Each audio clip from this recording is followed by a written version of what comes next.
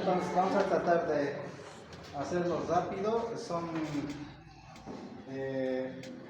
detalles relacionados. Ahora hemos visto la relación que existe entre el planeta y nosotros. Ayer hemos visto realmente cómo se han descubierto los microorganismos utilizando el microscopio, utilizando tinciones. Y hoy día vamos a observar a la bacteria propiamente dicha. Es decir, con el microscopio se han visto bacterias, parásitos, hongos, toda esa vida pequeña en tamaño. Y hoy vamos a ver netamente bacterias, mañana vamos a ver a los virus y ahí termina todo este primer bolo. Como dice ahí ese enunciado, estamos en la era de las bacterias, nuestro planeta y todo lo que mencionas exactamente lo mismo hace cientos de años, miles de años como el día de hoy. Eso no ha variado nada. Lo único que ha variado es la adaptación del ser humano y de los microorganismos. Y entonces ahí tienen las bacterias que lo vamos a llevar adelante. En relación a estos componentes que tienen, ¿no? Fíjense ustedes, no se olviden que esta es una célula. La característica de esta bacteria es que no tiene membrana nuclear. Por tanto, su núcleo, como lo ven, está disperso en el citoplasma. Es algo que usted nunca debe olvidarse. La bacteria no tiene membrana nuclear. Cuidado que digan no tiene núcleo. Tiene su núcleo, pero no tiene la membrana nuclear que agruparía todo lo que es el DNA, su cromosoma. Pero como ven en la figura está disperso en el citoplasma. ¿Está bien? Hay algunos autores que dicen que las bacterias miden de 0.2 micras a 10, 12 micras, depende del autor. Que aunque usted lo haga entre 0,5, o sea, media micra, a 10 micras, suficiente. Ejemplo, ¿no? 10 micras a 12 micras tiene el bacilo de la tuberculosis, que es el más grande. También los actinomicetos también son grandes. A veces miden 14 micras, sí, ya depende, ¿no? Hay otras como por ejemplo, las yersinias miden a 0,5 a 0,7 y todo lo que está leyendo, ¿no? Tiene elasticidad, tiene pared celular, eso sí, tiene pared celular, lo que no tiene una célula eucariota. La célula eucariota, que es nuestras células de la anatomía humana, no tiene pared, ¿qué tiene? Membrana celular. Estas bacterias, algunas también tienen membrana, pero es más adherida al citoplasma, de ahí que se llama membrana plasmática. Esas son las diferencias. Ustedes ya han llevado célula, así que en el examen de ingreso y todo les han preguntado, eso ya dominan. Bueno, recuerden, yo sé que no dominan, pero por lo menos ya saben la diferencia. No tiene pared, sino tu piel sería dura, ¿no? En cambio, estos microorganismos tienen pared celular. Como dice ahí, es gelatinosa, permeable, todo lo que ve. Y lo más importante, que en el citoplasma están los hilos de cromatina. ¿Eso qué significa? Cromatina, los cromosomas de la bacteria, que es el componente de su núcleo. En el citoplasma, en el interior, donde estamos viendo allá, se encuentra su citoplasma. ¿Está bien? Y ahí en el citoplasma encontramos los hilos cromosómicos que son parte de su genoma, su DNA. También en el citoplasma podemos encontrar ribosomas. En el ser humano nuestros ribosomas son los que transcriben toda la información, son de 80S, 80 Spenders, que es la medida, 80S. En cambio en los microorganismos, en las bacterias es 70S, 70S. ¿Está bien? Los ribosomas. Lo más llamativo es que tiene flagelos, fimbrias o también llamados cilios. Flagelos, fimbrias o cilios, que hacen que le da el carácter de tener movilidad en muchos casos. Los que no tienen fimbrias, flagelos o cilios tienen una cápsula que es polisacárido, que ya lo vamos a ver luego. ¿no? Entonces, la ciencia, como dice ahí, que estudia las bacterias, se llama bacteriología.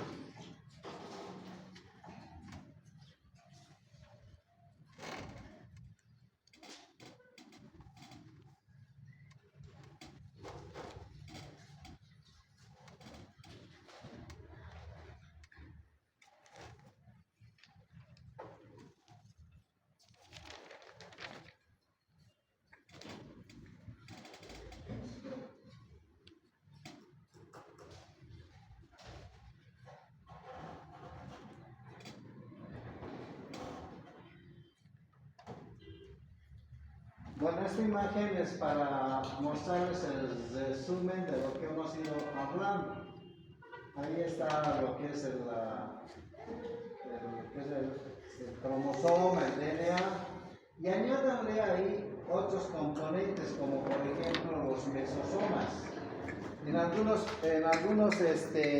microorganismos tienen no solamente los mesosomas que mencionan, son estructuras de la membrana interna de la bacteria, sino también existen capacidades que pueden, estos que son cuerpos de inclusión. Los cuerpos de inclusión son estructuras orgánicas en el cual se almacenan y se sitúan sus productos de desecho, las toxinas que hablábamos. Podríamos hablar para entender mejor esos productos de orina y heces, digamos, ¿no? Para que entiendan. Lo almacenan, nosotros lo conocemos como toxinas, sustancias propias de este microorganismo. Entonces es bien simple, les vuelvo a reiterar. Fimbrias, flagelos, cilios, la pared celular, membrana plasmática, tiene el núcleo disperso en todo el citoplasma. El núcleo, ¿qué son? Sus cromosomas. ¿El cromosoma qué es? Ácido nucleico. ¿Qué significa ácido nucleico? DNA y RNA. Tiene ribosomas.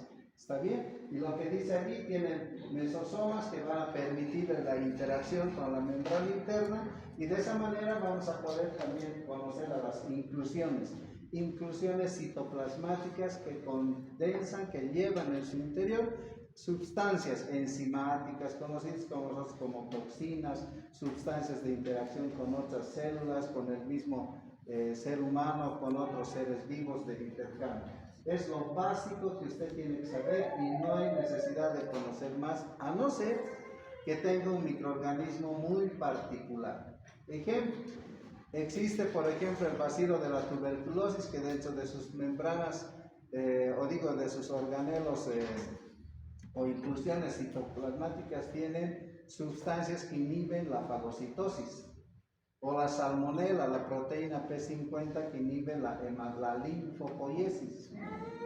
¿No? Existen bacterias que, por ejemplo, el estafilococo dorado produce la toxina exfoliativa, que hace de que la famosa escaldadura en los bebés.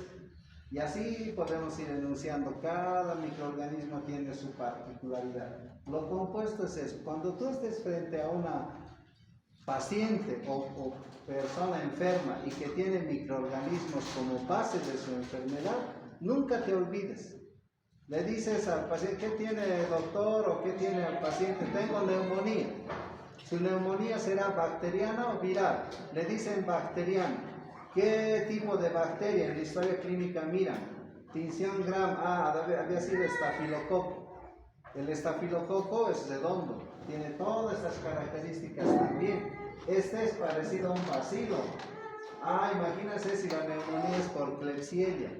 Entonces, ¿qué tienes que saber? Si de la Klebsiella, que ya vamos a avanzar, tiene esta sustancia, tiene esto. Uno, es para entender la enfermedad. Dos, para que tú hagas bioseguridad, porque no te puedes contagiar. Con solamente saber estos detalles, hasta puedes ayudar al paciente a resolver mejor la enfermedad, porque a partir de eso podemos saber también controlar la enfermedad. ¿Qué tal si es salmonela, gastroenteritis, y te dicen es salmonela, y viene el familiar con polio? Tú no tienes que dejar entrar el polio, porque sabes que en el polio está la salmonela. El médico está haciendo el tratamiento, tú estás administrando medicamento, estás haciendo todo lo normal, y el familiar está viniendo otra vez con el bicho, ¿no? Eso no está bien. Por eso es importante conocer esto. Para eso estamos aprendiendo. Lo mismo de la bacilo de la tuberculosis. Te dicen neumonía en el pulmón. ¿Qué tengo? Tuberculosis. Pero no me puedo curar, no pasa nada. Doctora, señorita, de todo te dicen. Hay resistencia inclusive. Han debido escuchar hasta en el área rural. Hay harta tuberculosis. ¿Qué está sucediendo en el área rural? No están haciendo hervir la leche. Algunas personas del área rural siguen lactando hasta del pezón de la vaca, ¿no? Entonces, ¿qué está echando? El vacío otra vez. O sea, esos detalles no debemos olvidar. Vas a hacer tu área de provincia, vas a ver las vacas, vas a ver las ovejas. Ah, no, allá hay estos bichos que tienen estas características. Señora, por favor, ahí viene tu trabajo, a servir la leche. Podemos pasteurizar, vamos a aprender a pasteurizar, o por lo menos teóricamente ya sabemos cómo es. ¿No es cierto? Entonces, todo eso, para eso estás aprendiendo. A no ser que estés aprendiendo para otra cosa. Algunas bacterias, esto lo vamos a ver más adelante, pero algunas bacterias tienen la capacidad, por ejemplo, es un coco, de esporular, que no es lo mismo que el núcleo. Por eso estoy haciendo énfasis. Dice ahí, es decir, se liberan las bacterias hijas, eso, agárrenlo. Agarra el núcleo y pareciera que pone una membrana nuclear, contrario a lo que estoy hablando. En realidad, esto es una espora, una forma de englobar con diferentes sustancias al núcleo. ¿Para qué? Para tener células hijas, para la división celular. Pero no es núcleo. También por eso les estoy mostrando. Entonces, ¿dónde viven las bacterias normalmente? Ahí está, si logran leer, está en todo lado. Y por supuesto, en nuestro organismo está desde la punta de los cabellos de la cabeza hasta la punta de las uñas de nuestros pies. ¿Está bien? Tu pareja tiene igual bacterias diferentes, tu papá, tu mamá, tu abuelita, el tío, todos tenemos bacterias, pero miren los ambientes, el río, el océano, el suelo, animales, donde usted se imagine. En ese derrumbe que hubo, ese lodo de aquí debajo de Ojete, no solo ha ido tierra, también ha ido bacterias. ¿Está bien? ¿En las movilidades habrá bacterias? Sí, aquí no lo ponemos porque esto es hábitat natural por fines académicos, pero por fines patológicos sí. El bolígrafo que tienes, bacterias. El papel que tienes, bacterias. El celular que agarra, bacterias. ¿Por qué? Porque tú estás sembrando, colonizando. Le prestas a alguien, te lo da bombardeo. Hacen hachís en el minibús. 14 personas están poniendo bacterias. En todo lado hay bacterias. Hay que rogar que no sean patógenos y menos resistentes a antibióticos. Siempre las bacterias. Suéñense con bacterias. Por ahí hasta van a ser como los Avengers, pero héroes de tratar a las bacterias. Está bien, en todo lado están las bacterias. Siendo así, las bacterias, miren, tienen algunos nombres ya. Lugares donde hay sarro, fieso. ¿Alguna vez han visto en las casas de construcción el fieso, los clavos se vuelve café? Ese café del fieso es el óxido fesoso, que tú puedes agarrar si tienes anemia, es tratamiento, ¿no? Óxido fesoso, es la forma de echar. Pero en ese óxido fesoso, le encanta comer óxido fesoso, está el Clostridium tetani. Por eso a ti, a mí, nos vacunan contra el tétanos, porque en el hierro podemos hacernos heridas. ¿Y dónde hay hierro? En gran cantidad. ¿Dónde? Hierro en gran cantidad. ¿Cómo no van a saber? ¿Saben? El planeta Tierra es lleno de hierro, la Tierra. Obviamente no es en gran cantidad, así como en el mutún, por ejemplo, está en el suelo, ¿no? Normalmente está en la tierra y donde hay ese color café, por eso la tierra es café, es óxido. Y ahí encontramos las polillas de carne. Dentro de los que más estamos viendo. Pero igual, existen otro tipo de microorganismos, tanto para plantas, miren, para el durazno, este es un durazno. El durazno, cuando veas esto, ¿qué bacteria es? Xanthomocordia, ¿no? Una bacteria que también ataca a los frutos, a los vegetales, a las raíces. Ahí tiene el nombre. Hay una raíz que es bien comestible, la yuca. Ahí está un virus, ¿no? Otro tubérculo, zanahoria, otro, el maní, ¿no? Por eso hay que tener mucho cuidado al horno siempre para cocer y comer, porque si lo comes crudo puedes tener problemas. Fíjense ejemplos de bacterias. Las que nos hacen daño, Corynebacterium diphtheriae, que la hincha la garganta, difteria, tétanos, coqueluche. ¿Se acuerdan? La DPT hasta vacuna. Es una bacteria que es gram positiva, que lo vas a así moradito, se lo ve, parecen palitos chinos o letras chinas al microscopio. Tienes a la Bordetella influenza, la que va a producir Bordetella influenza, que no es el virus de la influenza, es otro. Influenza es por el momento en el que ataca, ¿no? En épocas de invierno. Entonces, miren ahí la bacteria que está. Allá la Escherichia coli. Ajá, usted me decía que nos da vitamina B12, les he hablado, ¿no ves? Sí, pero la Escherichia coli normal. Hay Escherichia coli diferentes, patógenas. Tenemos la enteromorrágica, enterotoxigénica, enteroinvasiva y Han pasado ya el año pasado, ¿no? ¿Se acuerdan?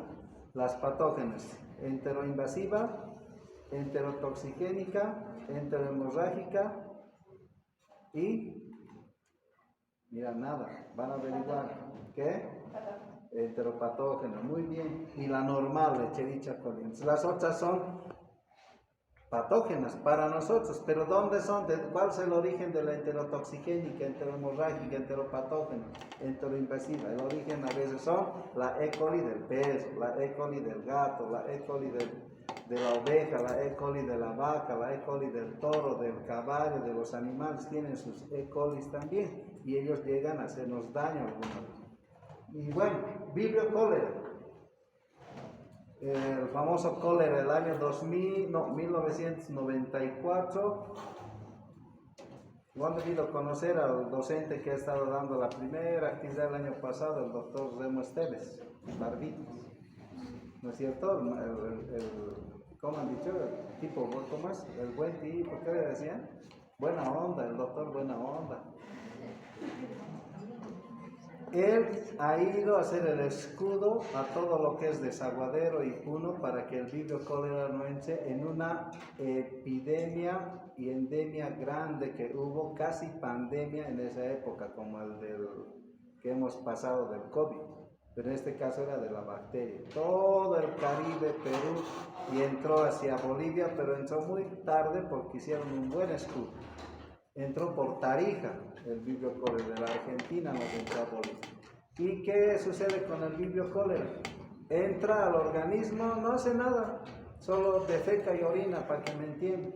¿Qué son sus toxinas? Toxinas del vibrio cólera, la BP1 y la BP2, que son enterotoxigénicas, se adhieren al enterocito, y el enterocito, en el afán de eliminarse de ese tóxico, como hace con la papaya, por ejemplo, bota agua, diarrea, y el paciente se puede morir por deshidratación.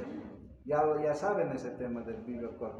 ¿Pero a quién ataca? A personas jóvenes, recién nacidos, menores de 12 años. ¿Por qué? Porque tienen su determinante antigénico, tienen su receptor. No tanto así en los adultos. Además el pH, ¿no? Tiene que ser alcalino del vibrio cólera, pues vive en el mar incluso. Entonces fíjense, agentes patógenos que ya estamos empezando a ver. Las bacterias, ahí está cocos, miren el Streptococcus mutans, el que produce caries dental. Allá tenemos el Haemophilus influenzae, que produce eso en los niños, por ejemplo, conjuntivitis, y a poco rato neumonía, ¿no? Problemas en la piel, erisipela. Aquí tenemos el Staphylococcus aureus, que produce también pústulas, ¿no? Esos son pocos, los anteriores eran bacilos. Podemos clasificar a las bacterias viéndolo así. Clasificación. por su nutrición, color, por su forma, por su comportamiento frente al oxígeno. Fíjense, nada novedoso. Por su forma, por su color, por la forma en que come y por la apetencia del oxígeno. Los aeróbicos, anaeróbicos, ¿recuerda? Por la nutrición, los halófilos que necesitan sal, ¿no? Los que necesitan aire serán aerófilos, o de pronto por su coloración, visión gran positiva, gran negativa, morados, rosados. La más importante es por el oxígeno, gracias. ¿Por qué? Porque ese es el principal motor de energía, en algunos casos de preservación vital de las bacterias. Entonces, fíjense, los que estrictamente necesitan oxígeno se llaman oxibióticos. Los que no requieren oxígeno y solamente fermentación, anoxibióticos. O sea, A significa sin oxígeno. O puede haber facultativas que requieren los dos. Por tanto, las anaeróbicas, aeróbicas, que en algunos casos no requieren más que fermentación y aquí oxidación por oxígeno. ¿Cómo nos vamos a ver esto? Ahí tienen ejemplo de las bacterias que requieren oxígeno. Necesitan imprescindiblemente el oxígeno para vivir. Y ahí tienen dos Acetobacter y este otro microorganismo que, como dice aquí, son anoxobióticas, es decir, anaeróbicas. Ahí tenemos hasta los Clostridiums también, pero en algunos casos los Clostridiums son más facultativos, que se encuentran en ciertas estructuras que vamos a ver, en ausencia del oxígeno, la bacteria Morei, por ejemplo. Hay bacterias que a veces usan oxígeno, a veces no requieren, y ahí a esas se las llaman facultativas. Ahí está la salmonela. Por eso sobrevive al horno de Pasteur.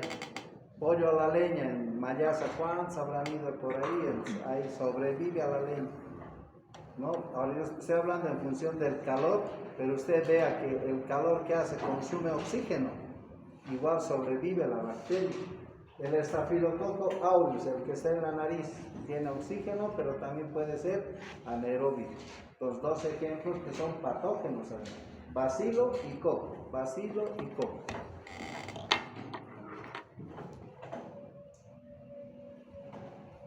Dentro de las que necesitan estrictamente oxígeno, ahí tienen, son aquellas, como dice ahí, para su metabolismo. ¿Qué quiere decir su metabolismo? Para que funcione su estructura celular, son las oxibióticas. Ahí tiene la Klebsiella y generalmente ataca a los pulmones, a las vías aéreas, porque hay oxígeno, requiere bastante oxígeno. Y estas las anaerobias, ahí está el mutans, el que produce el caries dental. Y ojo, ¿no? Cuando te están haciendo obturación los dentistas, ¿habrán matado esa bacteria? No, porque cuanto más lo tape el dentista, esa bacteria va a seguir. Por eso algunas piezas dentarias, pese a que te lo hacen el tratamiento de obturación, sigue el caries, ¿no? Porque más bien al taparle le favorece. ¿Qué tenemos que hacer? Siempre limpieza, todos los días. Limpieza, limpieza, limpieza, ya sea con detergentes, ahí tienen hasta el jabón Bolívar para hacer buchadas, como también productos como el dentrífico con flúor, el cromo, ¿qué se llama? El cloro también es útil, con hipoclorito de sodio también lo pueden hacer. La cosa es eliminar este bicho. Ya así no vas donde el dentista, ¿no? Yo, por ejemplo, no voy donde el dentista, yo me obturo, pero hago primero el tratamiento. Entonces, conociendo todo eso, pues usted mismo puede hacerse el tratamiento. Obviamente, tener siempre responsabilidad, tampoco sí decir y hacer, ¿no?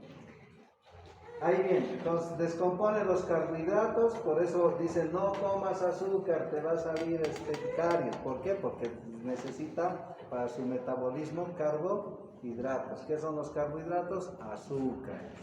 ¿Está bien? O sea, no comer algodón, masmelos, en gran cantidad, ¿no? Cepillarse los dientes sirve, lavarse, enjuagarse y evitar que esa bacteria esté. Por su forma, ahí tienen las formas que ya hemos estado hablando: coco, bacilo, espirilo, coco, bacilo, espirilo, las formas. Y hay algunas como coma, esas son los vidrios o también en vírgula.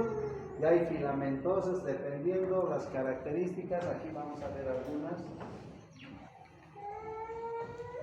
Ya son estos esquemas didácticos para que usted observe, ¿no? Los cocos, diplococos, con esporas, lo que hemos hablado, plateladas, todo lo que está viendo. Hay de diversas morfologías. En estos momentos, estas que son espirilos, por ejemplo, aquellas, si usted se saca de las encías y vemos al microscopio, todos los tenemos por ver, están caminando, normal, no pasa nada. Más bien si has comido pollo cochabamba, excelente, ¿no? O le pones mayonesa, ketchup, que es su forma de vida. Lo mismo los cocos, los diplococos también, ¿no? Entonces, hacemos un hisopado nasal, de ahí salen neumococos, estreptococos. Si hay caries dental, lo van a ver al estreptococos, a manera de cadenas. Entonces, todo eso se ve. Y usted, como verá, estamos aprendiendo a ver las bacterias ya desde su punto de vista morfológico. Estoy mezclando con nutrición, con tinciones y versus la patología, lo que todos los días tienes. Pues en la práctica vamos a tratar de hacer una muestra, ver al microscopio qué bacterias tienes, con morfología y tinción, nada más. Y después le damos el nombre y apellido. Lo más abundante en nuestra piel son los estafilococos, estafilococos, epidermides y estreptococos. Estos que son en cadena, los cocos, diplococos. Es lo que más tenemos entre lo que es la mucosa oral y la piel. Siempre nos encontramos con esto, con trétadas en forma de sarcinas, esta manera de uvas. Han debido escuchar en la práctica también, ¿no? A ver, vamos a ver fotografías. Estas ya son fotografías electrónicas, pero ya pintados a lo mamani, porque en el microscopio electrónico todo sale en blanco y negro. Después ya uno le pone su arte. Entonces ahí están en cadenas, estas que son tétradas, diplococos, aquellos cuerpos simples. Aquí están como en parejitas, aquí que parecen racimos de uvas, ¿no es cierto? Entonces ahí estamos hablando de estafilococos, estreptococos, lo mismo que hemos visto. Solamente es para que usted ya ilustre la mente y pueda verificar en sus conocimientos. Los bacilos, de la misma manera, miren, esa forma rectilínea. En algunos casos tienen esporas, estas son las esporas. ¿Está bien? Esas son las esporas. A ver, denme un minutito.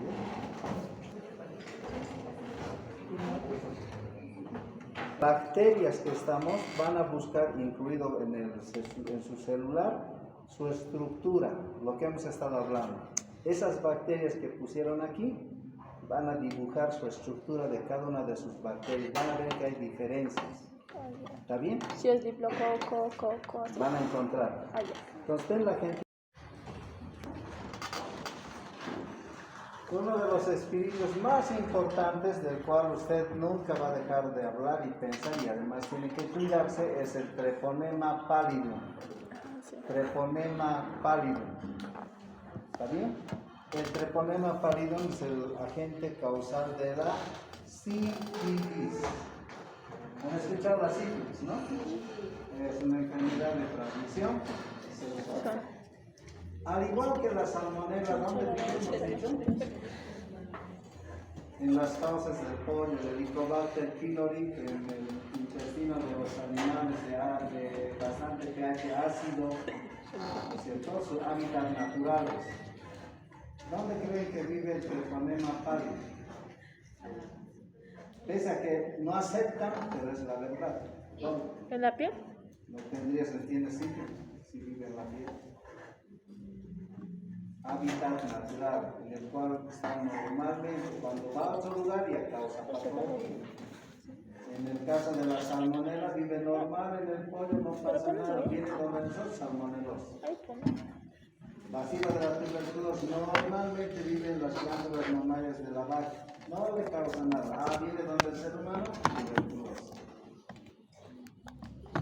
La sífilis nos causa el ser humano. Treponema pallidum. ¿Dónde vive? A ver, facilito, mira, tienes que saber todo eso. Por eso cuando tengas tu pareja tienes que averiguar de dónde viene, qué hace, qué no hace, todo. Te dicen, no te hagas escupir con la llama. Justo para lo que estás pensando, porque llega a la piel, bueno. ¿Está bien? En las fauces de la llama. Pues no te hagas escupir. ¿Han escuchado, no ves? Hay mucha controversia. Algunos autores aceptan, otros no aceptan. Imaginad si eso en el altiplano, ¿no? Con las llamas. Entonces no aceptan. Pero sí coincide con el hecho de que llegó el amigo Colón, Cristóbal Colón, ¿no? Volvieron con las llamas y apareció ya la sífilis y volvió por aquí con la sífilis, ¿no? ¿Por qué? Porque hay otro tipo de entorno evolutivo.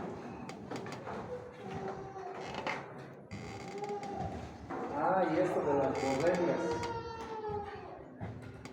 Las borrelias, la gingivitis úlcero-necrotizante aguda, se llama GUNA. Gingivitis úlcero-necrotizante aguda, en las encías, ¿no? Y producen a veces, han debido ver algunos, hay un docente incluso en anatomía que usa barbijo, años tiene ese problema. Y entonces las encías se necrosan. Por eso es gingivitis úlcero-necrotizante aguda. Bueno, y este otro bicho, bueno, vibrios, ¿no? Que tienen movilidad. Ahí tenemos el vibrio cólera, Proteus vulgaris, el que produce infecciones urinarias, Proteus vulgaris, Proteus morgani también hay. Vibrio cólera es el más conocido por las pandemias, epidemias grandes que provocan. El hábitat normal del vibrio cólera es la agua salada, océanos, mares, y en muchos casos en los crustáceos que hay en los animales que existen ahí, ¿no? Bueno, y los actinomyces que están ahí, fíjense, filamentos son muy largas, que parecen raíces, que son bacterias que provocan actinomyces, por ejemplo, provocan neumonías en muchos casos y gingivitis, mucositis, en las mucosas particularmente. Bueno, por la coloración ya habíamos adelantado algo, estamos hablando de lo que son bacterias gram positivas, gram negativas. Gram negativas son de color morado porque se tiñen con el violeta de genciana y rosadas con la safranina, ¿no es cierto? O fuchsina base en tinción gram. Ahí está el autor, Christian Anthony o Hans Gram. Christian Hans Gram, que es el que ha dado esta categoría. Los gram positivos, bacilos cocos. Y ahí tienen bacilos coco, parecen letras chinas, podemos hablar con Corynebacterium bacterial. Y cuando es negativo, es de ese color, rosados, diplococos, aquí miren con cápsulas, fíjense ya en cadenas, bacilos también gram negativos como las enterobacterias, ¿no? Ahí la Escherichia coli que tanto hemos hablado es gram negativo. Ahí también en la salmonela que estamos hablando es gram negativo. El bacilo de la tuberculosis no es gram ni gram positivo, no adquiere algunos autores lo han visto como gram positivo, por eso se utiliza otra tinción, la tinción de Ciel-Nielsen para el bacilo de la tuberculosis, adopta un color rojo, no tanto morado ni rosado. Hay bacterias que así tienen sus características. Bueno, de todos ellos, lo más importante, y bueno, en su ¿qué se llama? En su dibujo que están haciendo, me van a hacer énfasis en esto, que es la pared y la membrana celular de su bacteria. Las bacterias gram positivas tienen una cantidad grande de pared compuesta por ácidos teicoicos. Lo que no es así en los gram negativos, es pequeña. Lo que más tiene el gram negativo es lipopolisacáridos. Entonces tiene que diferenciar su bacteria en ese sentido. Ahí está la diferencia, fíjense. Pueden leer aquí la diferencia entre lo que es un gran negativo y lo que es un gran positivo. La cantidad que tiene en función a péptidoglucanos, ácidos teicoicos versus lipopolisacáridos en los gran negativos. Para ver mejor, aquí hay otra imagen, ¿no?, de la pared celular. Ácidos teicoicos, miren el gran negativo, poquito, pero más tiene lipopolisacáridos. Es importante esto porque ayuda a comprender el comportamiento en función al tratamiento. Todas las cefalosporinas, en otras palabras, penicilinas, beta-lactámicos, que van a estudiar en farmacología, beta-lactámicos, cefalosporinas, penicilinas, se está hablando lo mismo, solo le dan diferentes nombres, son de la misma estructura. Atacan a los que son gram positivos, a los péptidoglucanos. No les hacen casi nada aquí. ¿Por qué? Porque esos beta-lactámicos inhiben la síntesis de esta pared de los péptidoglucanos, ese medicamento. Por eso es importante. Estoy hablando de las ampicilinas, amoxicilinas, la penicilina sódica, han debido usar, ¿no ves? La 633, les ponen cuando están enfermitos, las cefalosporinas, cefotaxime, cefixime, hay varios de primera, segunda, tercera, cuarta generación, las cefalosporinas, ceftriaxone han debido utilizar, ¿no ven?, de enfermedades. Atacan a esta pared. Al final toditos son iguales, lo único que cambia es el nombre, la molécula es lo mismo, y un nombre comercial y cuesta más o menos, todos hacen lo mismo. Por eso tienes que saber la pared bacteriana. En cambio en esta otra, los gram negativos, las penicilinas vienen, no pasa nada porque esto está cubriendo la membrana. Entonces ahí se utiliza más aminoglucósidos. Aminoglucósidos. ¿Por qué? Porque ellos ya inhiben la síntesis, ya no de esto que no es mucho, sino de la membrana, de proteínas. La membrana que tiene, al final nuestra membrana celular que tiene, mosaico de proteínas, mosaico de membranas, proteínas. Entonces inhibe la síntesis de proteínas, los aminoglucósidos, y bueno, esa bacteria se destruye. ¿Cuáles son los aminoglucósidos? Gentamicina. El sulfato, que es el cotrimoxazol, han debido escuchar, trimetropin. ¿Está bien? Los como representantes de los aminoglucósidos. Hay 5 grupos de antimicrobianos que afectan a cada una de las estructuras. Por ejemplo, a los DNAs afecta a las quinolonas, el grupo grande de quinolonas. ¿Qué estoy hablando? Ácido nalidíxico, norfloxacino, ciprofloxacino, levofloxacino. ¿Han debido escuchar? ¿No ve? A veces utilizan para infecciones urinarias. Anda a comprarte uridón. ¿Qué es el uridón? Norfloxacino más un antiséptico cuando hay cistitis. ¿No ve? Han debido escuchar eso. A la tía, a la abuela, a su mamá, creo que han usado todos bien calladitos están.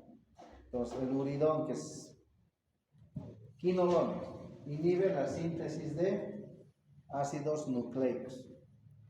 Y hay otro grupo, los macrólidos, que afectan a la síntesis de lo que son la membrana interna, y algunos bloquean ¿qué se llama? Los organelos. Macrólidos. Muy útil en este COVID, se ha usado la acitromicina. Han debido escuchar acitromicinas, es un ejemplo, tetraciclinas. Lamentablemente afecta a veces al hígado, ¿no? Otro grupo son los que interfieren metabolitos del ácido paraminobenzoico, el PABA, ácido paraminobenzoico, afecta a los metabolitos tanto del ribosoma, de las estructuras. Ahí tenemos el famoso PABA, ¿no? Macrólidos, ahí tenemos cloranfenicol. Pero el cloranfenicol, si tomas bastante, a la larga te produce aplasia medular y luego leucemias. O sea, no se usa por eso el cloranfenicol, y usted también cuando le estén dando hasta en colirio oftálmico no use, porque a la larga tiene problemas. Bueno, está la importancia de la pared celular y lo que les he hablado con antibióticos. Por eso tiene su importancia. Ahora en el dibujo tú vas a colocar tu bacteria que tienes. ¿Cuál de estos tiene? Pues las debí anunciar qué tiene. No puedes, agarras el internet, vas a encontrar. Hay otro esquema también sobre el espesor de la pared de una bacteria gram positiva, gram negativa, en función del espesor. Eso tiene que estar bien grabado en este día, bien grabado. El gram positivo es grueso porque tiene peptidoglucanos, también llamado ácidos teicoicos. Peptidoglucanos, ácidos teicoicos. Es una estructura dura. No fácilmente. ¿Quién le afecta a eso? Ya hemos hablado, los beta-lactámicos, penicilinas, cefalosporins, en su mente tiene que estar. Cuando te está dando el médico un medicamento para eso, ya está actuando entonces frente a una bacteria gram positiva. Usted ya tiene que revisar qué bacterias son gram positivas. Ahorita hemos visto, puede haber Coccus, puede haber Bacillus. Luego vamos a ir repasando cada bacteria. En los gram negativos, le está dando, no le ha dado ninguna de las penicilinas. ¿Qué le ha dado? Le está dando gentamicina, por ahí le está dando un macrólido, acitromicina al paciente, ¿no? Le está dando, por ahí le está dando cotrimoxazol. Debe ser una gram negativa. ¿Por qué tiene lipopolisacárido? ¿Está bien? Entonces, uno rápido tiene que asociar y razonar. En tu consulta, cuando estés en el hospital, igual, vienes la historia clínica, verificas, tiene esta bacteria, pero ahí puedes hasta dar con auditoría médica. ¿Por qué le está dando algo si este bicho es negativo? Aquí le está dando para positivo y el bicho es negativo. Hasta tienes para decir, doctor, se está equivocando. O el paciente, te has comprado de la farmacia al revés, o te han dado al revés. Para eso es saber esto. No es nomás para sacarse nota en el parcial, para eso estás aprendiendo. Tu formación va en ese sentido. ¿Está bien? Por su nutrición de las bacterias. Dice autótrofas, que se comen a sí mismas, puede ser porque hay fotosíntesis y quimiosíntesis, es decir, producen productos con la llegada de la luz o de sustancias químicas. O heterótrofas, se nutren de diferentes sustancias ya elaboradas. Miren, pueden ser comensales, simbiontes, fermentadores, que es la mayoría de las bacterias. La mayoría de las bacterias. En estas autótrofas tenemos la de fotosíntesis, generalmente los de filamentos, los que hemos visto, acetinomicetos, las cianobacterias, que están generalmente en ríos y mares, que son los que nos dan inclusive la mayor cantidad de oxígeno al planeta. Gracias a ese oxígeno que elaboran. Por eso dicen, deforestación, necesitamos de las plantas. Pero como ustedes verán, los grandes científicos, las grandes potencias, ni se pronuncian. ¿Por qué? Porque la principal fuente de oxígeno, ¿dónde está? En los mares, no tanto en la selva. Porque el mar es más inmenso que el Amazonas. Y ahí están todas esas bacterias que por ese detalle nos dan oxígeno también. Bueno, es una de ellas, ¿no? Porque la mayoría son algas. Y ahí están los ejemplos, ¿no? Los principales, Nitrobacter, Nitrosomonas, que son los principales. Ahí está todo lo que usted está leyendo. Son las bacterias que nos ayudan. Autótrofas. Entonces, cuando vas al lago Titicaca, esos bichos como la trucha están comiendo estos productos, tú te estás alimentando de esa manera. Nunca tienes que olvidarte de esa acción de comensalismo.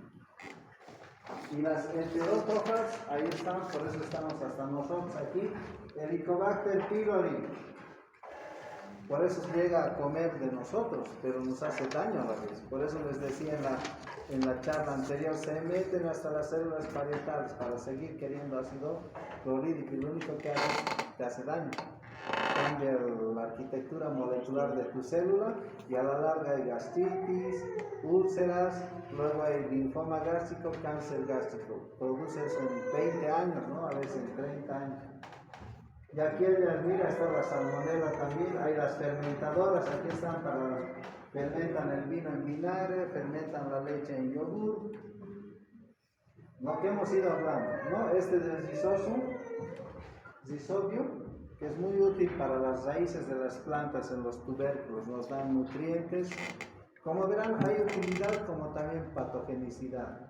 No hay que asustarse porque vivimos con ellos. Lo que sí hay que hacer es conocerlos y para poder contrarrestar algún brote patógeno, un brote endémico, un brote epidémico o una pandemia, depende del caso.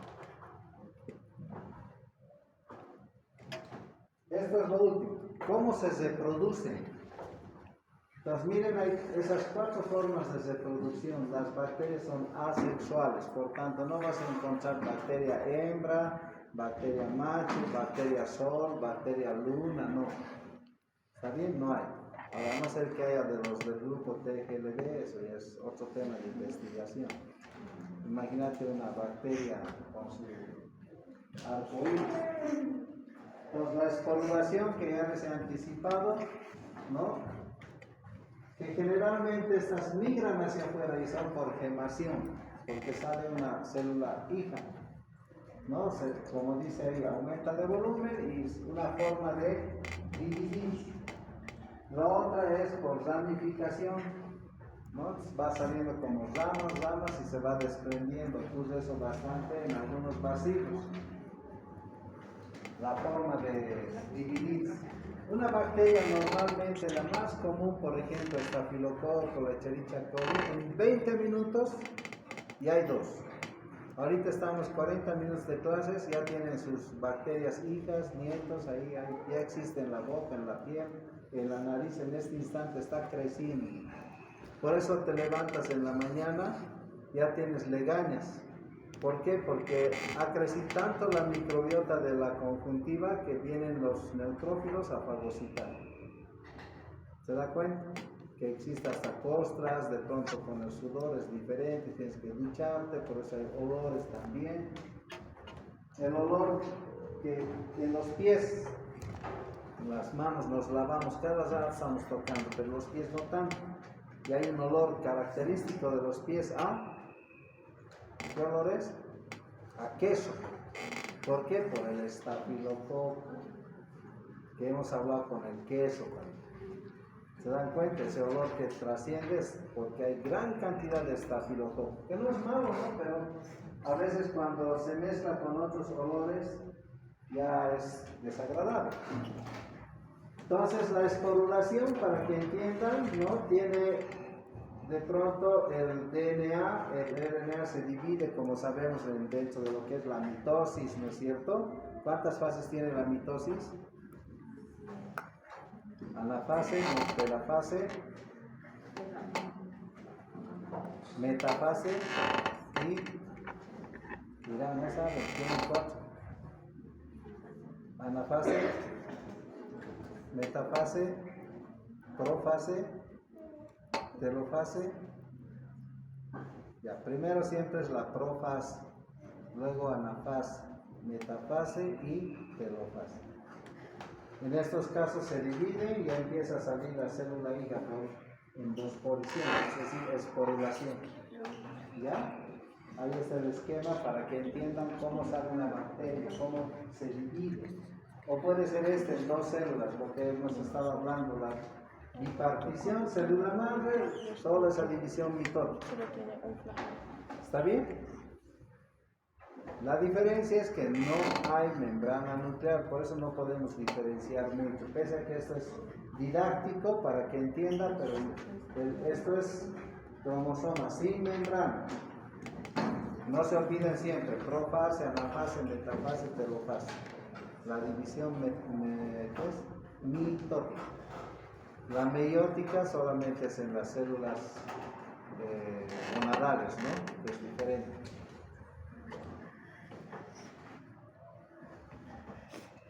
Y esta parte que no debemos olvidar, esa es la división celular. Lo he resumido para que no nos compliquemos más, ¿no? Es por esporulación, por gemación, por división binaria, lo que hemos visto. El metabolismo. ¿Qué es el metabolismo? Es lo que la bacteria produce. Usted come, se absorbe, va al hígado, se metaboliza en productos útiles para nuestro cuerpo. Comes azúcar. ¿Qué es el azúcar? Químicamente hablando, ¿qué es? ¿Saben pues? Marca Bélgica, EMAPA. ¿Qué es el azúcar? Sacarosa. Entra la sacarosa al hígado, el hígado lo divide en dos. Y el producto que más sirve es la glucosa, que es con lo que trabajan nuestras células. Puedes comer también azúcar tipo fructosa de las frutas. Viene lo mismo, lo metaboliza, usa glucosa. ¿Se da cuenta? Consumes productos como el ácido ascórbico, vitamina C, ingresa, la vitamina C produce fenilalanina y utiliza la fenilalanina para que los anticuerpos trabajen bien. Y así podemos ir enunciando varios productos. Por ejemplo, consumes gran cantidad de quinolonas, pirimidinas y ¿qué más son las otras? Piridoxinas, ácidos nucleicos, y utilizamos la citosina, ¿qué es? Citosina, guanina, timina, el DNA, el resto lo botamos como creatina por la orina. Entonces mides en el laboratorio la creatina, la función renal, ¿se dan cuenta? O a veces el acúmulo de proteínas, consumimos, metabolizamos y sale ácido úrico, lo botamos, o a veces circula y no podemos botar, y hay los tofos en nuestro organismo, estoy hablando de nuestro cuerpo. Comemos carne y ácido úrico eliminamos, ¿no es cierto? Se queda solo con los aminoácidos. Estos bichos, las bacterias, hacen lo mismo. Consumen carbohidratos, consumen proteínas, consumen todo y hacen esto. Metabolismo, anabolismo, quiosíntesis, catabolismo. Es decir, comen, producen y eliminan. Hacen lo mismo. No tienen que todo lo que sale de ustedes. Y les he indicado que ese producto de desecho para nosotros son toxinas. A veces son útiles. La E. coli elimina vitamina B12 que nosotros absorbemos. El más importante es la fitomenadiona. Elimina fitomenadiona, que es la vitamina K, absorbemos, porque nosotros no podemos metabolizar. ¿Para qué usamos? Para la cascada de la coagulación, para los factores coagulodependientes, ¿no? Factor 1, factor 2. ¿Han hecho ya esa materia o no? Fisiología. ¿No han hecho? Estoy hablando al fósforo, entonces, con razón me miran. Pero, como verán, todo tiene utilidad. Las bacterias son muy útiles. Cuando son patógenas, ya ahí nos revientan. Para entender mejor lo que he hablado, este esquema es útil.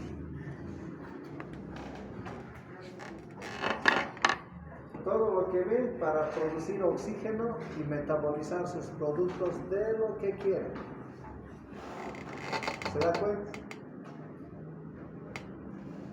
Para mañana, ahora van a ir a estudiar en el afán, porque para el examen hay que estudiar, de sus bacterias que tienen, que en el papelito que tienen, van a añadirle el tipo de metabolismo bacteriano que tiene su bacteria. Eso requiere un poquito más de tiempo. Yo les voy a pedir que se lleven ahora la hoja y mañana me lo traigan, pero indicando el metabolismo de esta bacteria ha sido de esta característica. Mejor si le ponen sus productos de nutrición y lo que produce su producto de desecho.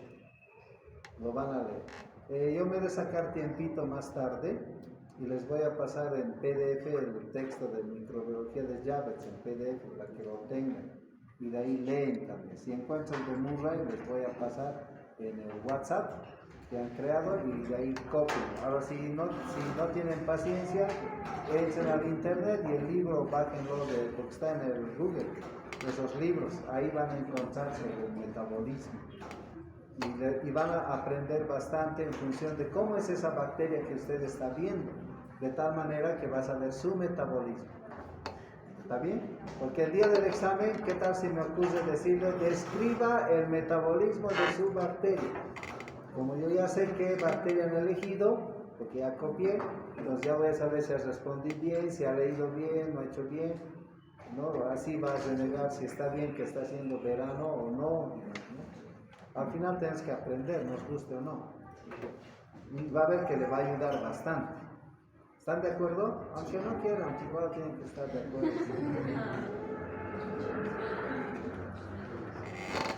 ¿Hay alguna duda? Dime. ¿Será que la podemos hacer esta parte del trabajo? Por eso se va a llevar. Y los de hace. Y los que no tengan, porque por ejemplo de mi microorganismo, cuando no tiene pared, y no tiene pared. No, pues le pones ahora. Sí, pero he buscado y no encuentro. No, tiene. ¿Tiene? Todo, imagínate, si no hubiera. Ah, bueno. Entonces,